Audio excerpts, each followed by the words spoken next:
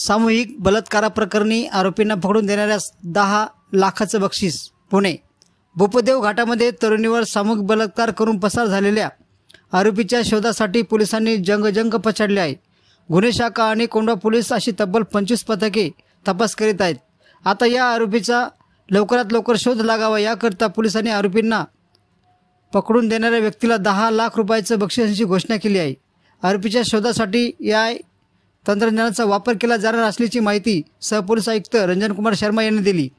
बुधवारी रात्री घडलेल्या या घटनेबाबत तसेच आरोपीबाबत काही माहिती असल्यास तात्काळ कोंढवा पोलीस ठाणे पोलीस नियंत्रण कक्ष गुन्हे शाखेशी संपर्क साधण्याचे आवाहन पोलिसांनी केले आहे. दरम्यान पोलिसांनी या भागातील जवळपास 3000 मोबाईल क्रमांकाचा डंप डाटा काढला आहे. त्या आधारे देखील तपास सुरू आहे. यासोबतच पोलिसांनी पीडित तरुणी आणि तिच्या मित्राने दिलेल्या वर्णनावरून आरोपीचे रेखाचित्र तयार केलेले आहे. त्याद्वारे देखील आरोपीचा शोध घेतला जात आहे. दरम्यान नागरिकांनी संशयिताबद्दल कोणतीही माहिती असल्यास पोलिसांशी संपर्क साधून माहिती द्यावी. त्याची नावे गुप्त ठेवण्यात येतील असे पोलिसांनी सांगितले आहे. दरम्यान आतापर्यंत 200 संशयित तरुणाची चौकशी करण्यात आल्याची शर्मा म्हणाले आहे. धन्यवाद.